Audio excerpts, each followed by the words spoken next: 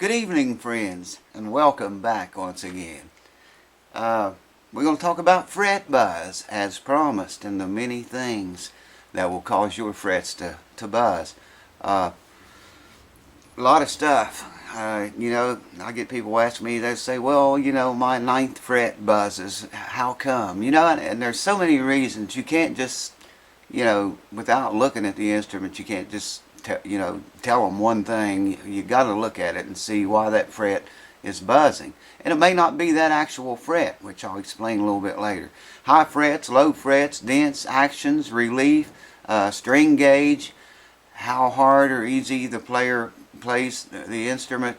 All these things contribute to fret buzz and can be controlled depending on what's causing the buzzing to start with. Your neck relief and just saddle height, your string height overall, the arch in the fingerboard and the strings. If that's out, you can get some buzzing going on. So we're going to talk about frets during this little visit. My little cue ball friend may be in here later on, I don't know. She slips in and then things get crazy. You've seen, man, you know what I'm talking about. If she could just be ready. Alright, talking about fret buzz. I draw the thing out here. I can't draw worth of shit. I mean, I can barely write. But I draw this thing out to hopefully make it a little bit plainer to you, where you can understand it a little bit better, hopefully. Like I say, the drawing's not very good, but hopefully it will help you understand what makes a certain single fret or several frets buzz, or why frets buzz at all. Shit, why people buzz at all, for that matter. So hang on, let me show you my pretty pictures. Isn't it pretty? I told you I couldn't draw. Hopefully it'll get the point across. Let's call this right here, on every one of these, the nut. Okay, so you're looking sideways at the neck, not straight down on the frets, but from the side of it. I hope that makes sense. So this would be the nut, and the string comes back this way to the tailpiece. Okay, here, the first one here, ideally, is what we like to see.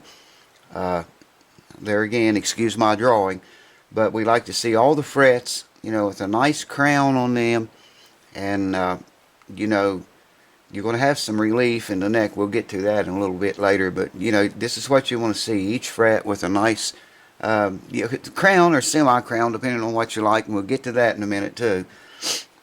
The next row down right here is what flat frets, if I can even say it, look like.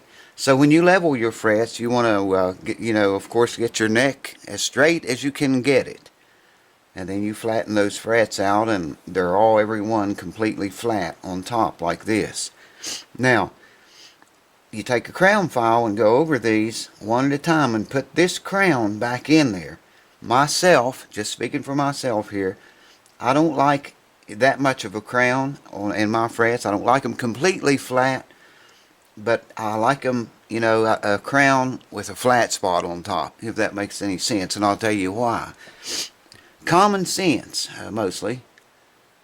If you have just a crown on your fret, when you shove that string down on the fret, you're having very little bit of the fret to touch the string. The string's vibrating and moving, and the littler bit of fret that's touching the string, the faster that fret is going to wear. Okay, whereas if you have, a crown, a semi-crown, but have a tinier flat spot than this on top of the crown, then you're going to have more fret against the string. And it's going to take a lot longer for that fret to wear out, or, get a dent in it. An old man taught me this many years ago, and I don't think a lot of guitar techs or luthiers even, think about it this way, but it made sense to me. It made perfect sense, and over the years I can tell you that frets do last a lot longer if you know, it's cool to put a crown on them, but leave a little bit of flat spot on the top of every fret.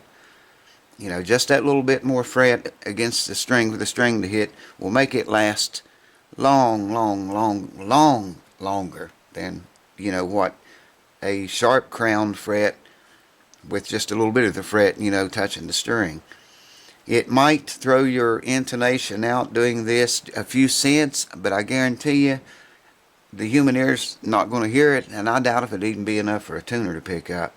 I've never had the problem of it throwing it out any. Okay, moving on.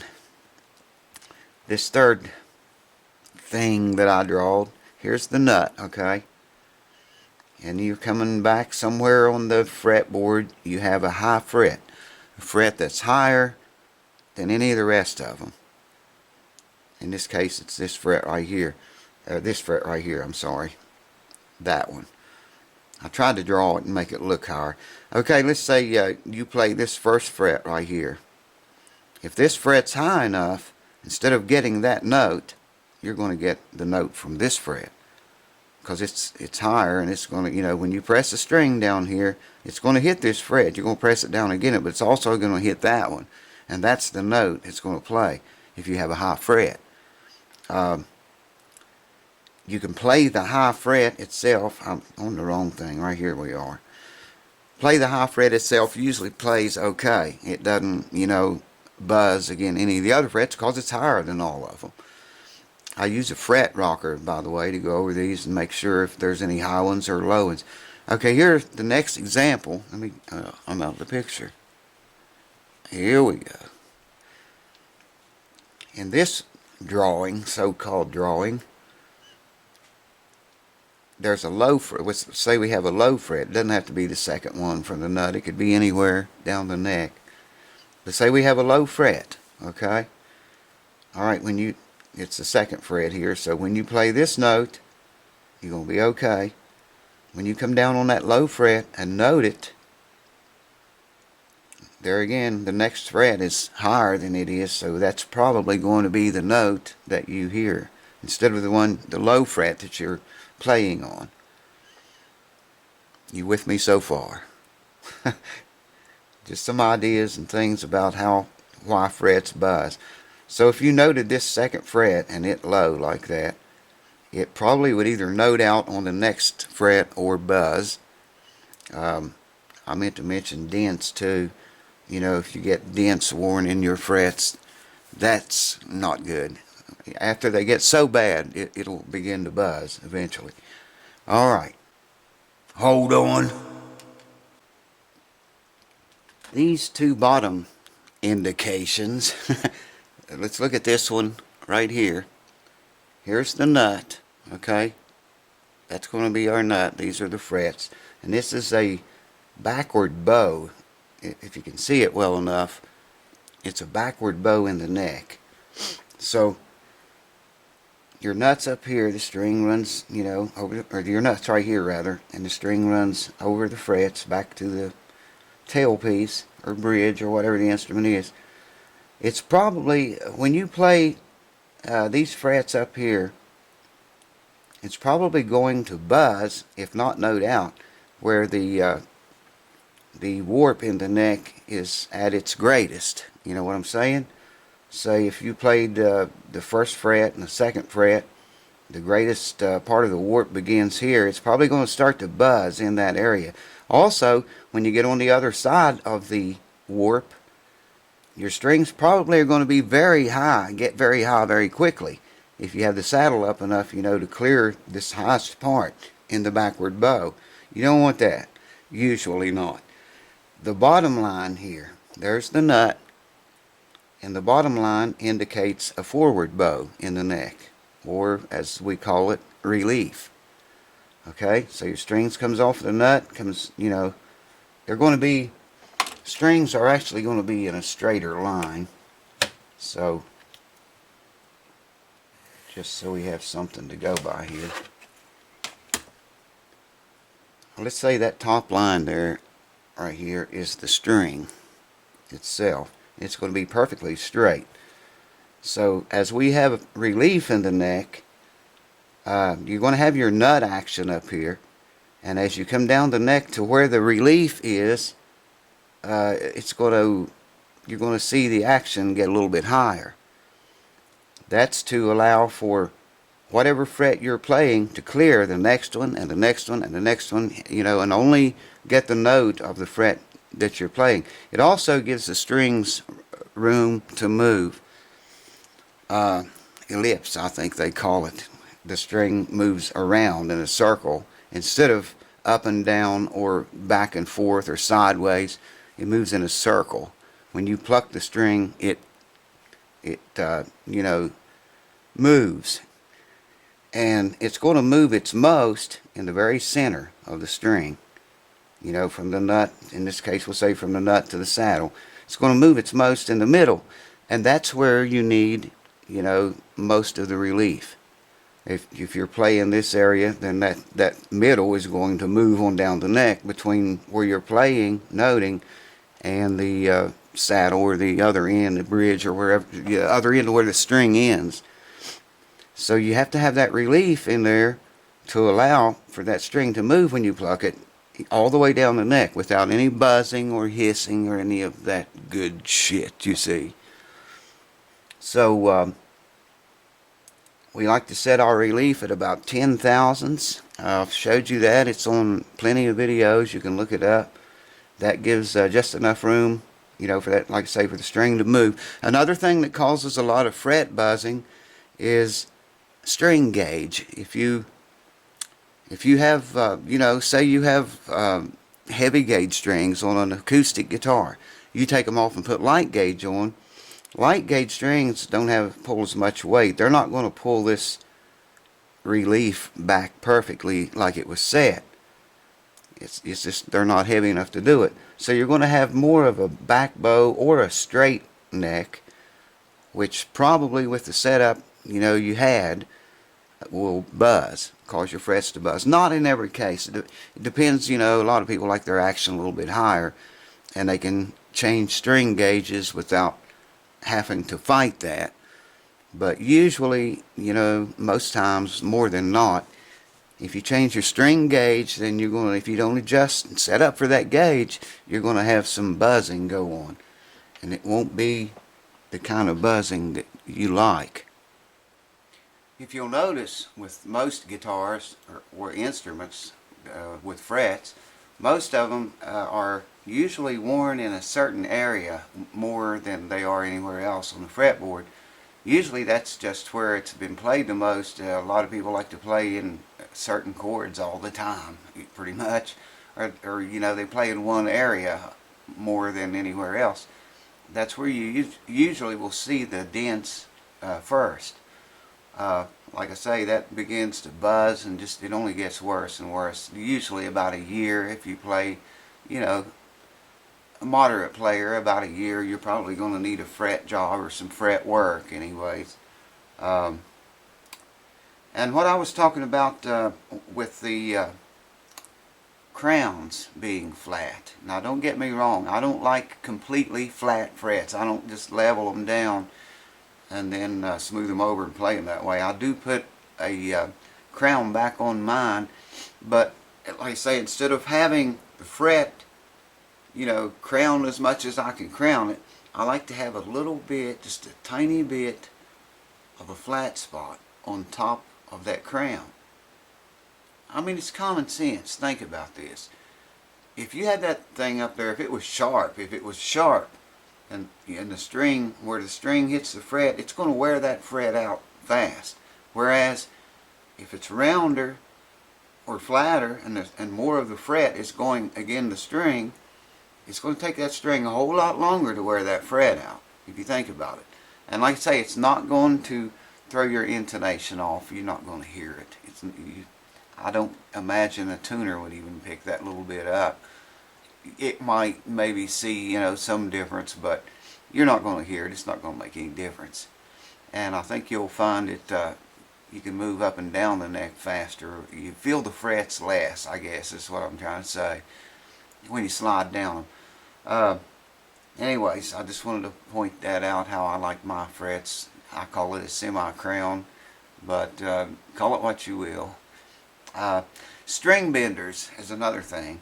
If they wear a long spot on the fret flat. I mean, eventually they wear it out.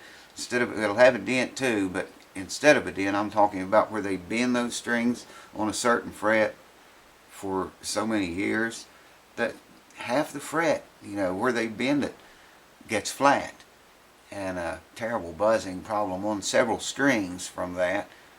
The closer you set your instrument up to perfect, the more you're going to notice these little things, and the more you're going to have to work on it with the climate change and the humidity change and the temperature and all this stuff changing.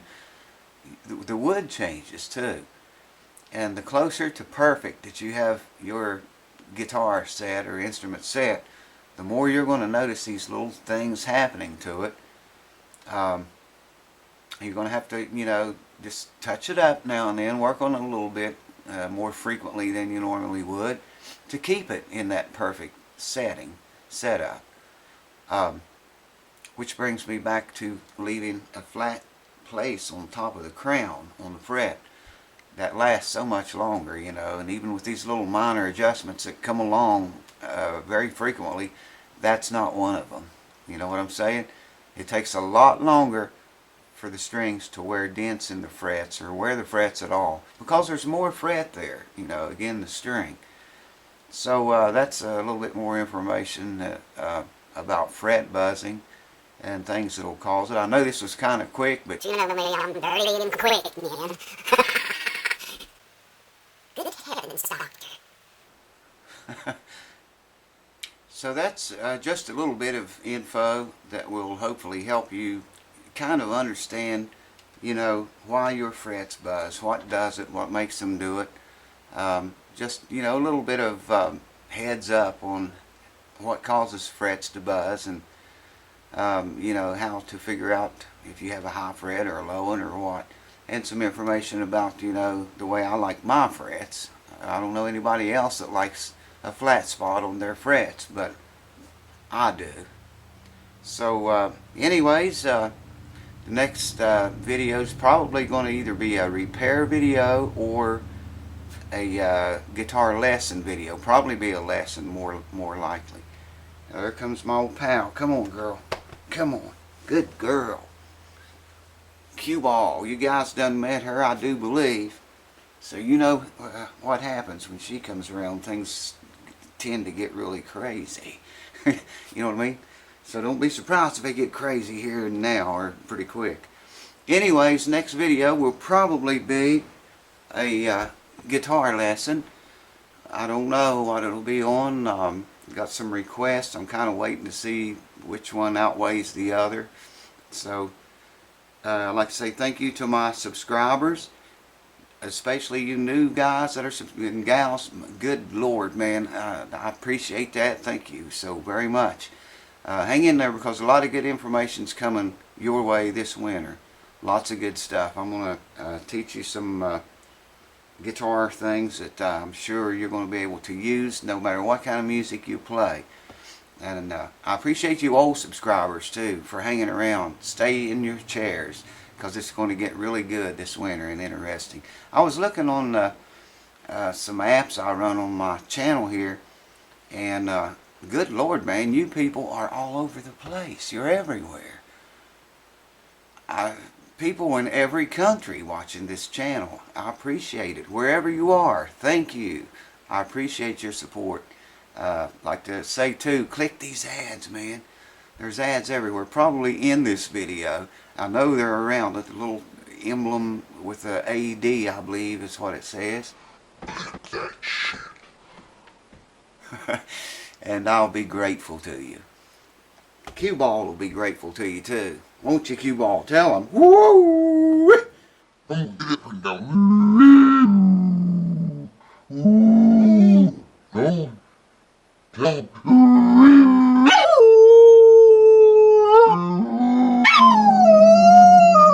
Say it with me.